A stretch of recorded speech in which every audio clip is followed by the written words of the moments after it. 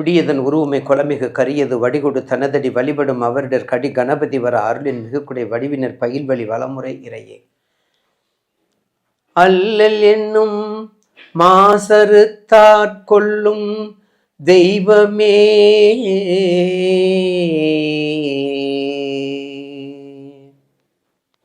அல்லல் என்னும் மாசறுத்தாட்கொள்ளும் தெய்வமே,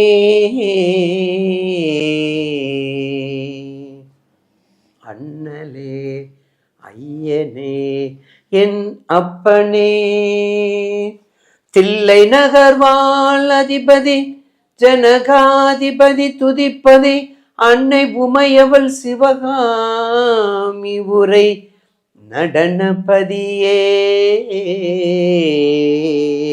சுவாமி நடராஜனே என் சுவாமி நடராஜனே. பொன்னுன் மெய்ப்பொருளும் தருவானை போகமும் திருப்பும் புணர்ப்பானை பின்னை என் பிழையை பொறுப்பானை பிழையெல்லாம் தவிர பணிப்பானை இன்ன தன்மை என்று அறியாவண்ண எம்மானை எழில் வந்த பிரானை அன்ன வைகும் வயிர் பலனத்து அணி ஆரூரானே இனி மறக்கலாகுமோ.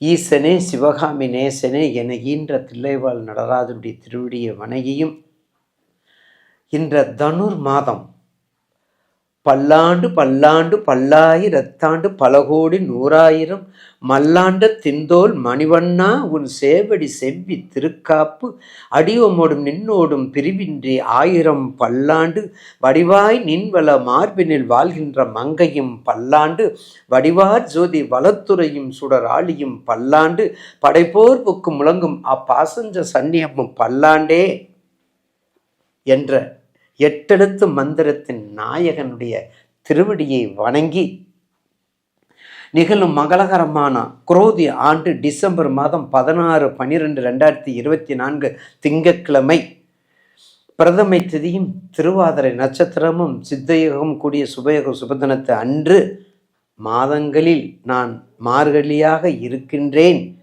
என்ற மகா விஷ்ணுனுடைய நமக்கு அருள் எப்போதும் கிடைக்குமாறும்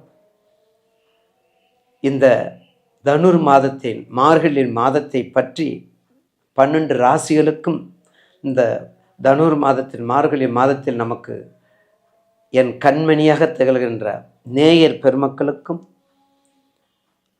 அஸ்ட்ரோ ஆன்மீக லைஃப் நிர்வாகத்திற்கும் மீண்டும் மீண்டும் என்னை ஊக்குவிக்கும் ஆக்குவிக்கின்ற கண்மணி திகழ்கின்ற என்னுடைய நேயர் பெருமக்களுடைய பாதம் தொட்டு வணங்கி 12 மாதத்திற்குரிய ராசி பலன்களை பற்றி இப்போது தொகுத்து வழங்கவும் பதிவு செய்ய காத்துள்ளேன். அதற்கு இடையில் இந்த மாதத்தில் முக்கியமான சில நிகழ்வுகளை பற்றும் நேயர்கள் இங்கே தெரிந்து கொள்ள வேண்டும். அந்த வகையிலே மார்கழி 15ஆம் நாள் திங்கட்கிழமை 30/12/2024 அஞ்சலி ஒன்று பெற்றான் அஞ்சலி ஒன்றை தவி அஞ்சலி ஒன்றொன்றாக ஆரிய அஞ்சலி ஒன்று பெற்ற அணங்கை கண்டு அயலார் பூஜை என்ற வீரமும் தீரமும் செயல்பாற்றும் வெற்றி திருமகனாக விளங்குகின்ற ஆஞ்சநேய சுவாமியினுடைய ஜெயந்தி. ஜெய ஜெய ஸ்ரீராம் ஜெயஜாம் ஸ்ரீராம் ஜெயராம் ஜெய ஜெயராம் ஸ்ரீராம் ஜெயராம் ஜெய ஜெயராம் என்ற நாமத்துக்கு அவ்வளவு மதிப்பு. நீங்கள் ஒன்றும் செய்ய வேண்டாம். என் நேயர் பெருமக்கள் இந்த கலியுகத்தில் இந்த வேகமான யுகத்தில் அங்கே போகணும் இந்த கோயில் போகணும் சுவாமி சொல்லிட்டாங்க அப்படின்னு நினைக்காதீங்க. வீட்டில் உட்காந்து உங்கள்கிட்ட இருக்கிற ஒரு ஜெபமாலை, அது கர்த்தராக இருந்தாலும் சரி, அஸ்லாமாக இருந்தாலும் சரி, நமது இந்து மாதாக்களாக இருந்தாலும் சரி, அவர் மாதா என்ன எடுத்துக்கிட்டு அவர் எல்லாருக்கும் பொதுவானவர். ஸ்ரீராம் ஜெயராம் ஜெய ஜெயராம் என்ற நாம கீர்த்தனை மானசீகமாக நீங்கள் ஒரு நாளைக்கு 23 முறை அதை பிரயோகம் செய்தால் நீங்கள் நினைத்த காரியம் நடக்கும். அடுத்ததாக மார்கழி 26ஆம் நாள் திருக்கண்டேன் பொன்மேனி கண்டேன் திகழும் அருக்கன் அணிநிறமும் கண்டேன் பொன்னாலி கண்டேன் புரிசங்கம் கை கண்டேன் என் ஆளின் வண்ணன்பால் என்று திருவே திருவின் உருவே என்ற மகாவிஷ்ணுடைய திருவடியை வணங்கி வைணவத்தின் இறைவன் 12 ஆழ்வர்களுக்கு தலைவன் ஆகிய காக்கும் கடவுளாக இருக்கக்கூடிய வைகுண்ட ஏகாதசி என்று பரமபத வாசல் திறப்பு, அந்த சொர்க்கவாசத்தை திறப்பதற்கு விஷ்ணுனுடைய திருவடியை எல்லாரும் சேவிப்போமானால் மறுபிறவி கிடையாது. அடுத்தது மார்கழி 29 13/1/2025 திங்கட்கிழமை ஆருத்ரா தர்சனம். ஆருத்ரா தரிசனம் என்பதை விட ஆட்ட நாயகன், ஆடல் வல்லான், அகில உலகத்துக்கு தலைவன், அவனுடைய மார்கழி திருவாதிரை மிக முக்கியமான ஒரு திருவிழா உற்சவம். அதை பற்றி பின்னொரு பதிவில் நாம் முழுமையாக பதிவு செய்வோம். இப்போது 12 ராசிகளுக்கும் மார்கழி மாதத்துக்குரிய 12 ராசிக்குரிய பலனை பற்றி தெரிந்து கொள்வோம். 2ஆம் இடம் காலப்புருஷருக்கு 2ஆம் இடத்தை சுக்கிரனுக்கு உரிய, மகாலட்சுமிக்கு உரிய, அதிபதிக்கு உரிய, அதான் நம்ம வச்சுருக்கிறோம். அப்போ அந்த வகையில் வச்சுருக்கும்போது அப்போ உங்கள் ராசிநாதன் எங்கே இருக்கார்? உங்கள் ராசிநாதன் எங்கே இருக்கார்? மகரத்தில் இருக்கார். 9 உங்கள் ராசிக்கு 9ல் இருக்கார், பாக்கியத்தில் இருக்கார். பாக்கியம் அப்படின்னாலே மகாலட்சுமின்னு அர்த்தம். 9 அப்படின்னாலே மகாலட்சுமிக்கு உட்பட்டது, தனத்துக்குரிய இடம். அப்போ இந்த மாதத்தில் நீங்கள் கொஞ்சம் செல்வாக்கோடு இருந்துக்கங்க. ஏன்னா இனிமேல் வரக்கூடிய எதிர்காலத்தில் இப்போ இருக்கக்கூடிய நெகட்டிவ், இப்போ இருக்கக்கூடிய தங்கு, இப்போ இருக்கக்கூடிய தடைகள், இப்போ இருக்கக்கூடிய பொருளாதாரத்தில் பிளவுகள், குடும்பத்தில் உறவுல பிளவுகள், பிஸ்னஸ்ஸு, எந்த பிஸ்னஸ் பண்ணாலும் சரி, வியாபாரம் பண்ணாலும் சரி, வெளிநாடாலும் சரி, எல்லாமே மத்தியம பலன் தான் கொடுக்கும். ஏன்னா குரு வக்கரமாகி உங்கள் வீட்டில் இருக்கிறாரு, உங்கள் வீட்டில் இருக்கார். பகை வீட்டில் இருக்கிறதுனால சொல்லக்கூடாது, அவருடைய வேலையை அவர் கரெக்டாக செய்வார். ஆனால் உங்கள் தசாபத்தியை பார்த்துக்கிட்டு இந்த மார்கழி மாதத்தில் நிச்சயமாக, ஏன்னா உங்களுடைய மார்கழி மாதம்ங்கிறது உங்கள் ராசிக்கு 8. அப்போ அட்டமாதிபதியில் இருக்கார். அப்போ அட்டமாதிபதியில் சூரியன் இருக்கார். அப்போ அட்டமாதிபதியில் இருக்கும்போது ஏற்கனவே நீங்கள் சுக்கிரன். அப்போ சுக்கிரனுக்கும் சூரியனுக்கும் எப்படி இருக்கும் டேர்ம்ஸ் அண்ட் கண்டிஷனு நான் பல முறை சொல்லியிருக்கிறேன். மிக கவனமாக இருக்கணும். அப்போ கண்டிப்பாக உங்கள் ராசிக்கு 4க்குரியவர், உங்கள் ராசிக்கு 4க்குரியவர் நிச்சயமாக சூரியன் 8ல் இருக்கும்போது ரொம்ப எச்சரிக்கையாக இருக்கணும். தசாபத்தி சூரிய திசையில் சுக்கிர பத்தி, சுக்கிர திசையில் சூரிய பத்தி இருக்கிறவங்க மிக மிக எச்சரிக்கையாக இருக்கணும். அதுக்கு அடுத்து வரக்கூடிய 2க்கு 5க்குரிய புதன் பயப்பட வேண்டியதில்லை, உங்களுக்கு 7ல் இருக்கார். 2க்கு 5க்குரிய புதன் 7ல்.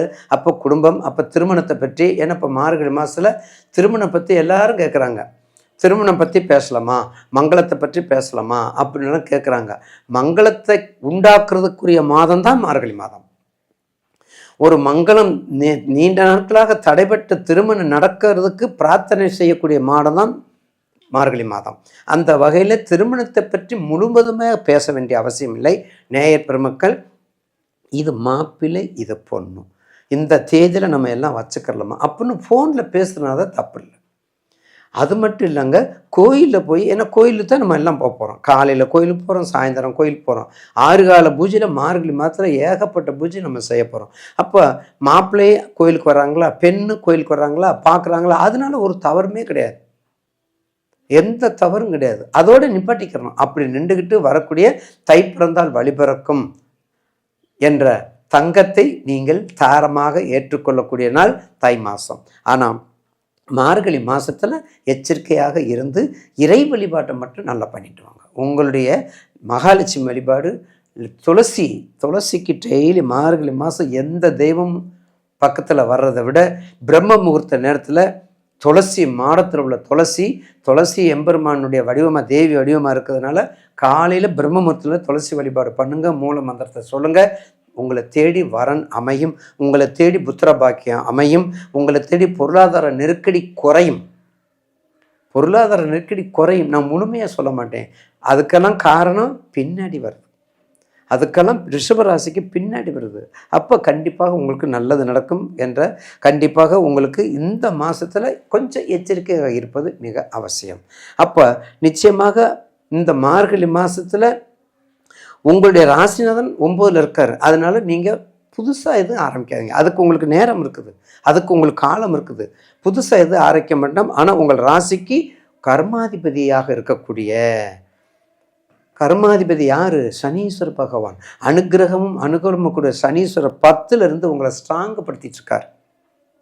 கொஞ்சம் மைனஸாக இருக்கிறத ப்ளஸ் பண்ணிக்கோங்க. கொஞ்சம் மைனஸாக இருக்கிறத ப்ளஸ் பண்ணிட்டீங்கன்னா நிச்சயமாக இந்த மார்கழி மாதம் அந்த மைனஸ் உங்களுக்கு ப்ளஸ்ஸாக மாறிவிடும். ஏன்னா 2 உங்களுக்கு நல்லா இருக்குது. உங்கள் ராசிநாதன் பாக்கியாதிபதியாக இருக்கார், கர்மாதிபதியக்கூடிய சனீஸ்வரன் கர்மத்திலே இருக்கார். அப்போ உங்களுக்கு தொழில் நல்லா இருக்கும். எதை வச்சு நல்லா இருக்கும்? குருச்சந்திர யோகத்தை வச்சு இல்லை, குருமங்கல யோகத்தை வச்சு இல்லை, உங்களுடைய தசாபுத்தியை வைத்து தான் ஒரு மனிதனுக்கு ஆற்றலையும் செல்வாக்கையும் முழுமையாக பரிபூர்ணமாக கொடுப்பது எது? தசாபுத்தி. அப்போ அந்த தசாபுத்தி மட்டும் உங்களுக்கு நல்லா இருக்கணும். அந்த தசாபுத்தியை வைத்துக்கொண்டு இந்த மாதத்தை அப்படி மூவ் பண்ணி கொண்டு வந்துடுங்க. நிச்சயமாக எதிர்காலம் நன்றாக சிறக்கும். நான் முன் கூறியது போல் துளசி மாட வழிபாடு, பெருமாள் வழிபாடு, மகாலட்சுமிகிட்டே நீங்கள் போக வேண்டாம். எங்கே துளசி மாடம், எங்கே வில்வம், வில்வமும் துளசி மகாலட்சுமிக்குரியது தான். நேயர்கள் நிறைய பேர் நீங்கள் வில்வத்தை கும்பிட்டு நீங்கள் சிவனுக்கு கும்பிட்றது நீங்கள் சொல்கிறீங்கன்னு சொல்கிறீங்க. சிவனுக்குரியது மட்டுமல்ல, அந்த வில்வத்தை கும்பிட்டதுனால தான் மகாலட்சுமியினுடைய அந்த அதிகாரமும் மகாலட்சுமியினுடைய செல்வாக்கையும் எம்பெருமான் கொடுக்கின்றார். அதனால தான் ஸ்ரீரங்கத்தில் நீங்கள் போய் பாருங்கள். எல்லா இடமும் போயிருப்பீங்க, எல்லா வைணவ கோயிலுக்கு போயிருப்பீங்க. ஆனால் ஸ்ரீரங்கத்தில் போனீங்கன்னா என்ன இருக்குது? விருட்சம், மூர்த்தி, தலம், தீர்த்தம், விருட்சம் முறையோடு வணங்குவோருக்கு ஒரு வார்த்தை சொல் சர்க்குரும் பராபரமே என்பதற்கு இணங்க அங்கே வில்வம். பார்த்தீங்களா? அங்கே வில்வம். காலையில் நீங்கள் எழுந்திரிச்சு நீங்கள் காலையில் பாருங்கள், எந்திருங்க, பிரம்ம முகூர்த்தத்தில் போங்க, பிரம்ம முகூர்த்தத்தில் போங்க. அங்கே போய் காலையில் போய் நிச்சயமாக காலையில் பூஜையை பார்த்தீங்கன்னா அங்கே கோபூஜையும் அந்த அஸ்வினி பூஜையும் எல்லாம் மிக சிறப்பாக நடக்கும். விஸ்வரூப தரிசனம், அந்த விஸ்வரூப தரிசனம் எல்லாமே பெருமாளுக்கு உகந்ததாக இருக்கும். தயவுசெய்து இந்த மார்கழி மாதமாவது அதை போய் நீங்கள் பண்ணிட்டு வந்தீங்கன்னா இந்த மாதத்தை ஒரு செல்வாக்கான மாதமாக உங்களுக்கு அமையும்.